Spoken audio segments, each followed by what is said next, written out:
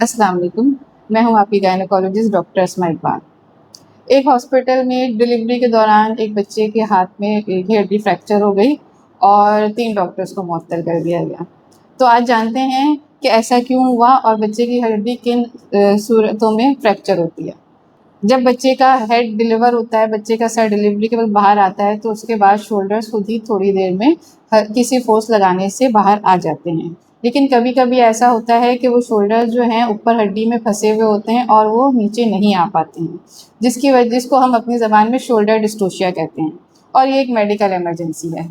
अगर जो है इस इमरजेंसी में 3 से 4 मिनट में बच्चे को डिलीवर ना कराया जाए तो बच्चा जो है वो अंदर एक्सपायर भी हो सकता है।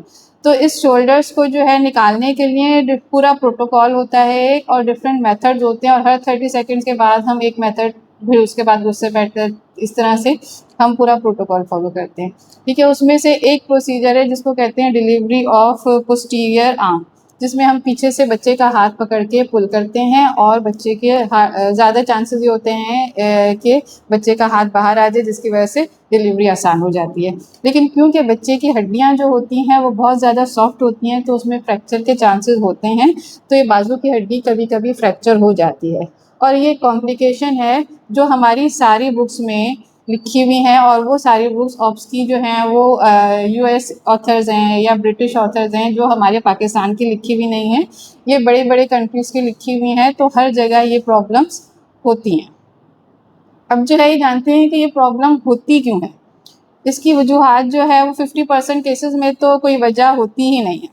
ठीक है, जो 50% केसेस होते हैं उसमें कभी-कभी होता है कि बेबी का वेट 4 केजी से ज़्यादा हो, मदर का वेट ज़्यादा हो, मदर को शुगर हो जिसकी वजह से बेबी के ये शोल्डर्स जो होते हैं ये हैवी होते हैं, या डिलीवरी जो है वो 40 वीक्स से आगे अगर प्रेगनेंसी कंटिन्यू हो जाए तो उसमें ये चांसेस होते हैं, या अगर हम इंस्ट्रूमेंटल डिलीवरी कराते हैं जैसे वैक्यूम लगाएँ या फॉर्सेप लगाएँ तो उसमें चांसेस होते हैं कि शोल्डर स्टक हो सकते हैं। ठीक है।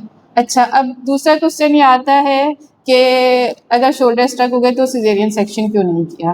तो सिजेरियन सेक्शन नहीं हो सकता इसलिए कि बेबी का हेड बाहर है और उसको वापस अंदर डाल के सिजेरियन सेक्शन करना बहुत मुश्किल होता है। तो ज़्यादा तो रिकमेंडेड यही है कि जो सारे प्रोसीजर हम यूज़ करते हैं उसी तरीके से हम बच्चे को नीचे से ही निकालें। अच्छा, फिर एक और क्वेश्चन आता है कि पहले से क्यों नहीं सिजेरियन सेक्शन कर दिया, लेबर से पहले से?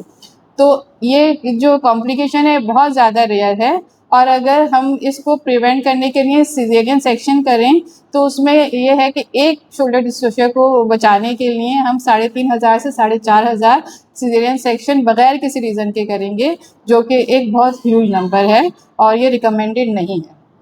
तो हमारे यहाँ जो है वो हर कोई एक कैमरा, एक मोबाइल जिसके भी पास होता है वो इसका कैमरा ऑन करके खड़ा हो जाता है। जहाँ थोड़ी-सी कोई पेचीदगी हुई उसको जो है डॉक्टर की गफ़लत का नाम दे दिया जाता है और लोग आके मूवीज़ बनानी शुरू कर देते हैं और उस पे रिकॉर्डिंग करनी शुरू कर देते हैं।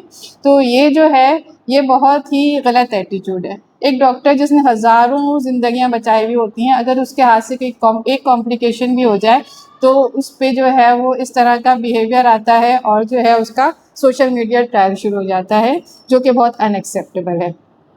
हमारे पाकिस्तान का सिजेरियन सेक्शन रेट जो है 40 to 50% है, जो कि तकरीबन 10 to 15% होना चाहिए। लेकिन क्योंकि हम खुद डरते हैं ट्रायल देते वक़्त कि अगर ज़रा सी भी कोई कॉम्प्लिकेशन हो गई या माँ या बच्चे को कुछ भी हो गया, तो जो है लोग जो है वो इस तरह से मुबैना गफ़लत कह के और फिर हमारी सारी प्रैक्टिस उसमें ख़राब हो जाती है।